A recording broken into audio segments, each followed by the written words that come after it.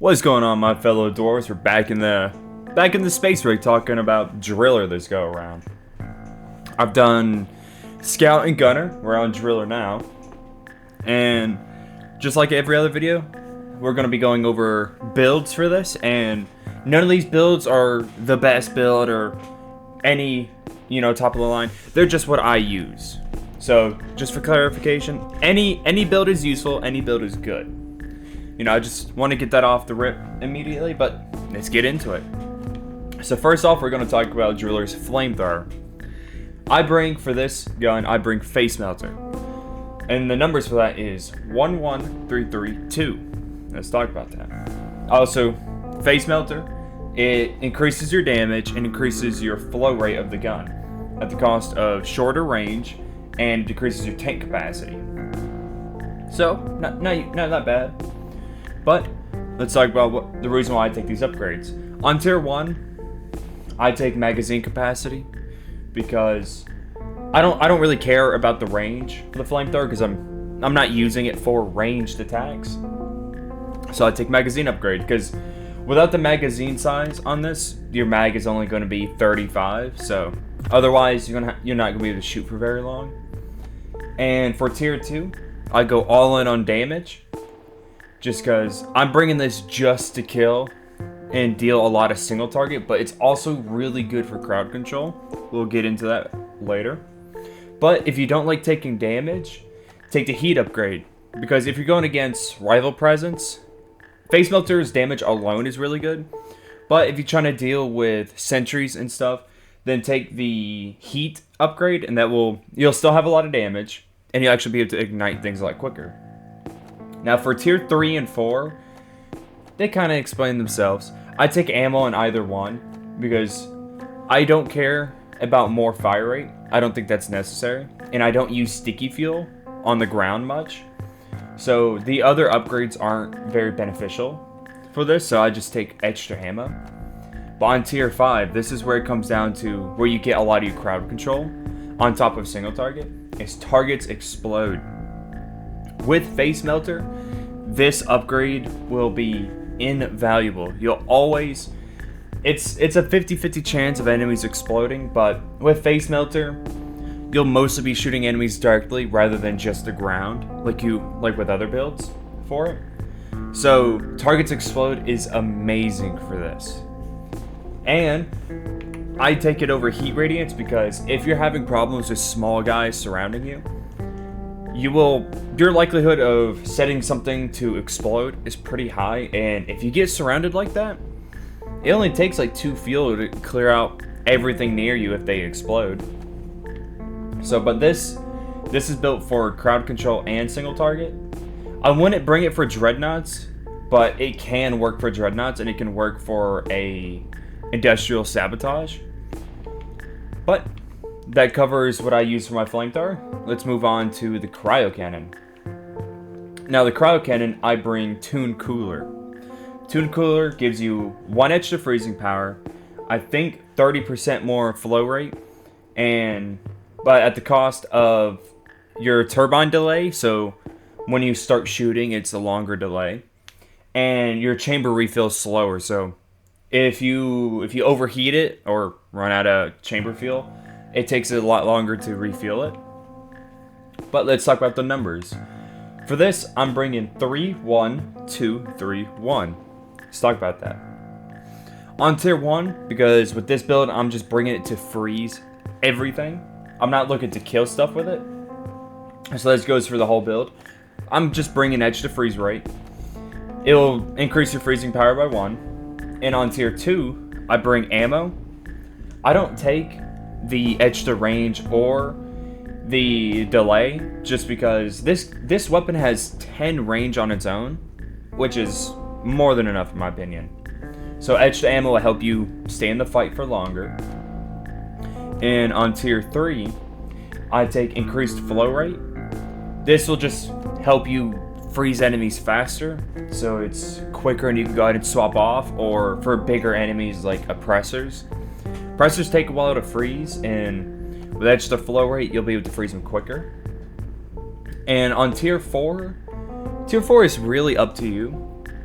I take ammo. I want it to take damage because I'm not building this for damage. I'm building it just to freeze. But the other 2 upgrades is up to you, and depending on how you play. I take ammo just because 725 ammo is a lot, and I like having that. But if you want to freeze stuff even faster, then take 1 extra freezing power. And for tier 5, I know I said I'm not using this to kill, but it's nice being able to actually kill stuff on its own. So I take Fragile. Fragile gives you a chance of frozen targets spontaneously shattering, so they sometimes die when frozen. This makes it to where, at least when you freeze enemies, some of them are dying, so you're not having to use extra ammo. But if you're having problems freezing or things surrounding you, then take Cold Radiance. I don't normally like this variant on the Flamethrower, but on the Cryo Cannon, it is really good. But I stay with Fragile because I prefer the gun at least killing some things. I don't always want to stick with just freezing them. So this helps a lot for your the gun being able to kill.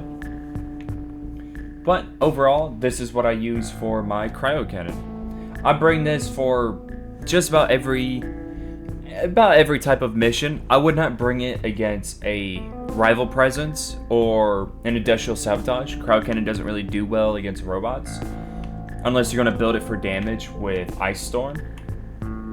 But other than that, let's move on to Sludge Pump. Sludge Pump, I build this for killing Dreadnoughts. This is specifically what I bring for Dreadnought missions.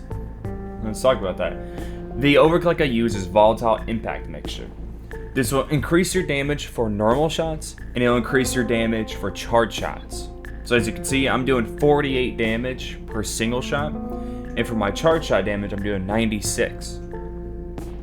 But at the cost of that, your corrosive and slow effect duration is lowered, and your puddle lifetime is lowered. So basically, this isn't really good for crowd control. With single target, you still can hit multiple enemies if they're stacked on each other, but you know, it's mostly meant for single target. So I bring this. If I bring this for a normal mission, I bring something else for my secondary to help deal with crowds. But this, I normally bring for Dreadnoughts or Industrial Sabotage. But besides that, let's talk about the upgrades. I bring 2, 3, 2, 1, 2. Let's talk about that.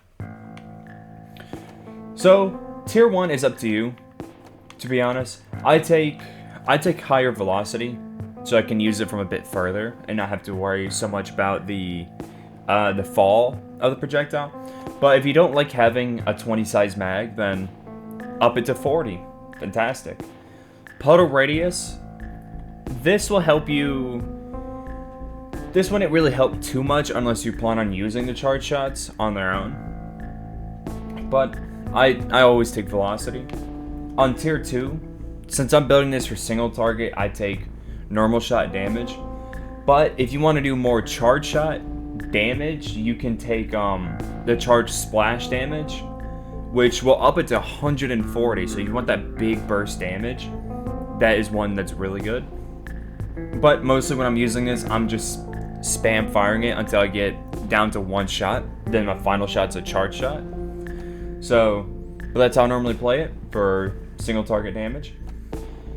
Tier 3 is mostly just ammo. The other one increases your puddle and effect duration. That's alright if you want your corrosive to last longer, but since we're not building it for that, I just take extra ammo, because that 40 does really matter with this. And on tier 4, it doesn't matter what build I take this for, I always take ammo consumption to make it go down from 5 to 4. Just because I don't think the charge time is bad on this gun. I don't think any build you use with this, the charge time is ever bad. So I think ammo consumption is about the only good thing in tier 4. Now for tier 5, these need some good explanations. So I'm using fluorescent acid, which is the corrosive damage. This will make your damage over time effect for your corrosive stronger. But this only works if, at least from what I know, someone might be able to comment on this and tell me different. But from what I know, and from the old stuff I remember seeing, this only works on direct hits. So if you're either shooting right at the target, or your charge shot shooting right at the target. Otherwise, if you have puddles, this will not affect your puddles.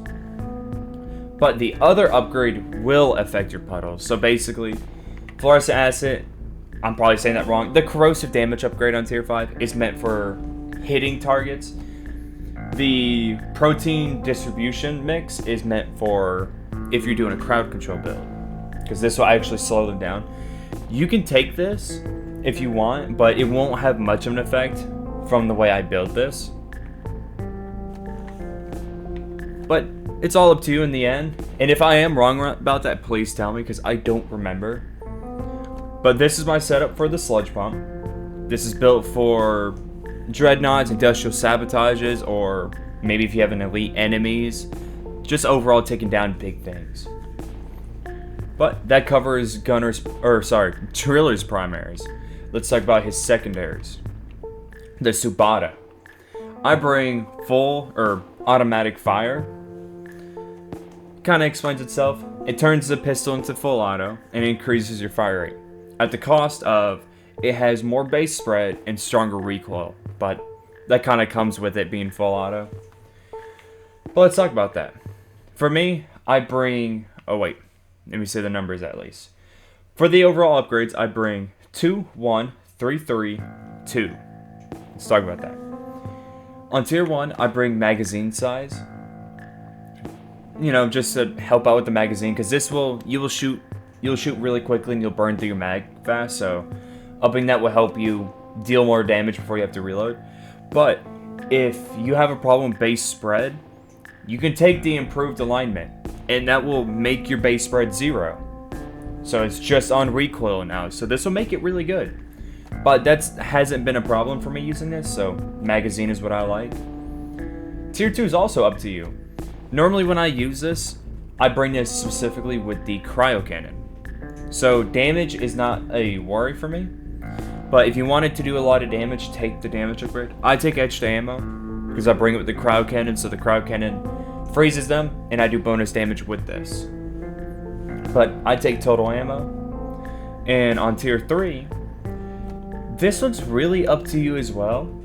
Like, again, if you're having problems, if you don't want to take the tier 1 upgrade, you can take the tier 3 for accuracy. This will reduce your spread and recoil.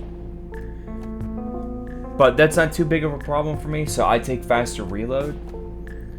It will cut down some of the time you have to take reloading. And you can take faster fire rate if you want. This this upgrade makes you shoot 2 rounds per click. I don't know how this works. With full auto, I have yet to try it. I figured it was a waste of time because the fire rate's already 16. I shoot 1 second and my mag's practically going to be empty. Sorry, my fire rate's 10, but 1 or 2 seconds of shooting, your magazine's going to be empty anyway. So reload speed will help you keep up consistency. Tier 4 though, this one is really up to how you want to build it. If you're hitting weak points specifically, take hollow point rounds. If you're just trying to dish out a lot of damage, take the high velocity rounds. But I just bring extra ammo because I'm not looking to do the most damage with this. I'm using it to combo with something. So extra ammo will just help me continuously use it. Tier 5 is an interesting one. If you bring it with the flamethrower, then I would bring volatile bullets. If you bring this with the sludge pump, this would also really work well with the sludge pump. Bring the 3 upgrade. This will help your DOT damage with the sludge pump. But if you bring it with the cryo cannon, I always bring blow through. It'll help you hit more than one enemy and help you deal with crowd control. But this is how I build the Subata, and I bring this normally only with the cryo cannon. And let's talk about the plasma charger. Plasma charger I bring for single target, and I use the overclock heavy hitter. This increases your normal shot damage at the cost of some ammo, and normal shots generate more heat. Let's talk about the upgrades. For the overall upgrades, I use 1, 2, 3, 2, 1. Let's talk about that. Tier 1's up to you. I bring extra damage because it brings you up from 32 to 40, and I think that's just a nice number to be at. Because against Magterra or against Praetorians, you normally you can shoot out a couple shots and you'll do a lot of damage. You've seen me use this in a couple videos when I've done Driller. It only takes a couple shots to kill Magterra, even on Has 5. Especially hit him in the weak point. But if you feel like it's too low on ammo, you can take the ammo upgrade. I wouldn't take the splash upgrade because this build doesn't revolve around using charge shots. But let's go down to tier 2. Tier 2, this one kind of explains itself. The heat shield only applies to when you're charging, so it won't affect how this gun plays with this overclock. So projectile speed will just help your normal shots connect faster. And tier 3, the ammo consumption you don't need to bring because you won't be using charge shots with this. And charge speed you also don't need, won't be doing that. So cooling rate is about the best for this tier for this build, just because you generate a lot of heat and this will help you cool off and continue shooting. Let's talk about tier 4. Tier 4, area of effect, same thing as last time, so is the charge damage. It doesn't suit the build, so I just bring extra ammo. And tier 5, this is a big one. This one, honestly, you can take whichever one you want for tier 5. I take Burning Nightmare, not for the charge shot, just so this makes your normal shots do fire or heat. So normally for things like Brood Nexuses or Spitball Infectors, it only takes 3 shots from this to ignite them, and that's just extra damage with no downset. Or instead of just having it for single target, and if you want to ignore armor a tiny bit, bring Plasma Splash. This will exchange 16 normal damage for 16 splash damage. That splash damage ignores armor. So, and this increases your splash radius. For this build it doesn't matter, but if you want to do extra damage to enemies that are stacking up, or if you're hitting armor targets and you don't have the chance to get behind them, this will help you. Or if you like mining or just for the heat, you can take Thin Containment Field. This, you can mine stuff from afar, or like the way I sometimes use it, this reduces your normal shot heat generation. This gun generates 150 heat per shot, heat per shot. This will reduce it by 30%, so it helps you keep shooting. But I personally stick with Burning Nightmare. This will help you dish out more damage and help you stay consistent. But that covers the plasma charger. This is what I bring for if I ever need single target. It's great against robots, great against dreadnoughts, industrial sabotages. It's all around just fantastic if you just need that single target hit. Now let's talk about the coolant wave cooker. The overclock I bring for this is Mega Power Supply. This increases the fire rate and gives you a lot more ammo. At the cost of your cooling rate is slower, and if you overheat, your overheat recovery is slower. Let's talk about what I bring it for, or the upgrades. I bring 2, 1, 2, 2, 3. Let's talk about this real quick. For this build, this is a temperature shock build, meaning temp shocking is where you reverse the effects of either fire or cryo when they're ignited or frozen. In doing so, you do a bonus 100 damage, from what I know. And so I bring it only for temp shocking, this build. You can bring it for the sludge pump, but you'd have to change the way you use it. But let's talk about what upgrades I'm using. For this, like I said, I'm using it for temp shocking. I'm not using it to make it do damage on its own. So I bring extra ammo on tier 1. If you're trying to do extra damage, then take the damage. Or if you're trying to hit more at once, take the width. But we'll talk about, actually this needs to get swapped. We'll talk about that in a second. I just bring extra ammo to help temp shocking. For tier 2, this one's really up to you, to be honest. I take heat generation or heat sink. This will reduce how much heat is generated for the weapon.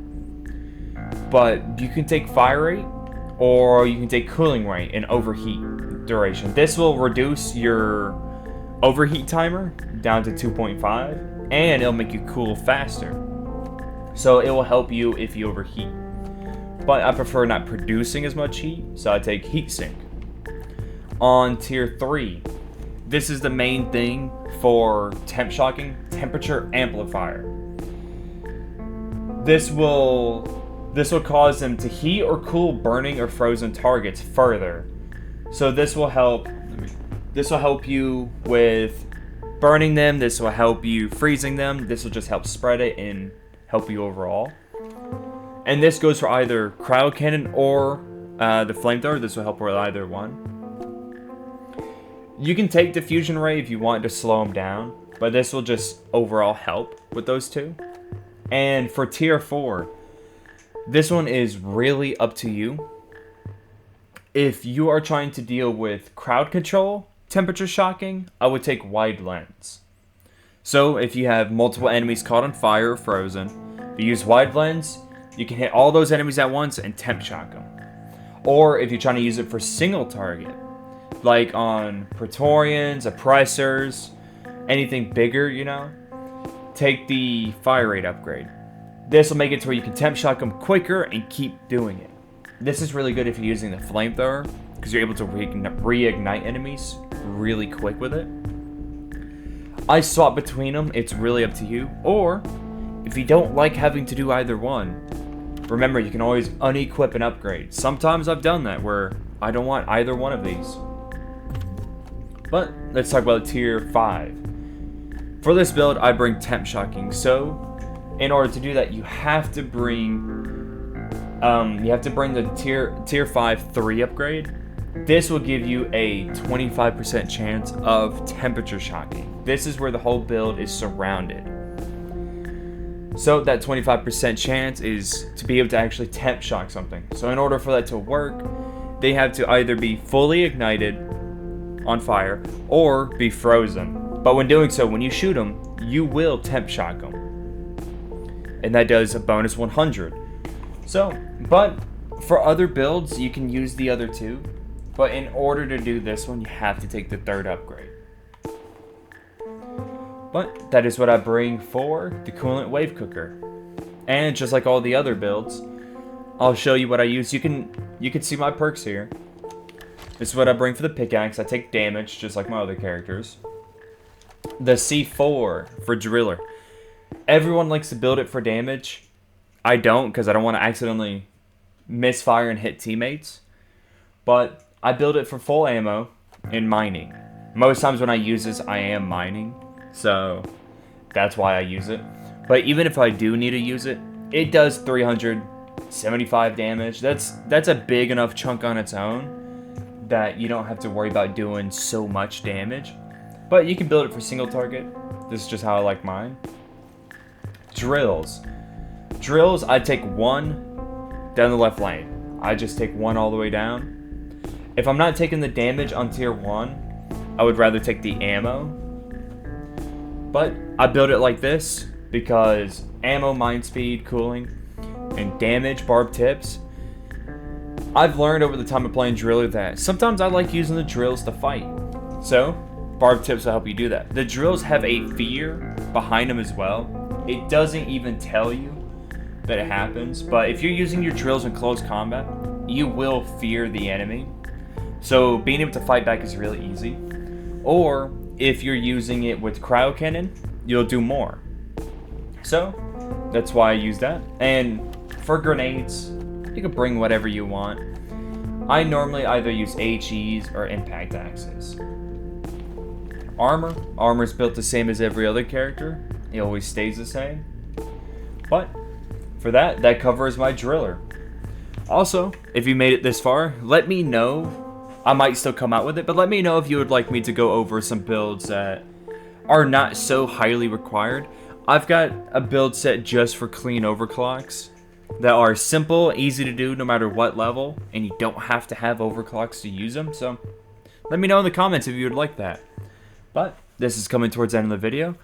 Thank you so much for watching. If you've enjoyed this or have learned something, please like it. If you did not like this, please dislike it. If you have any questions or any ideas, throw them down in the comments below.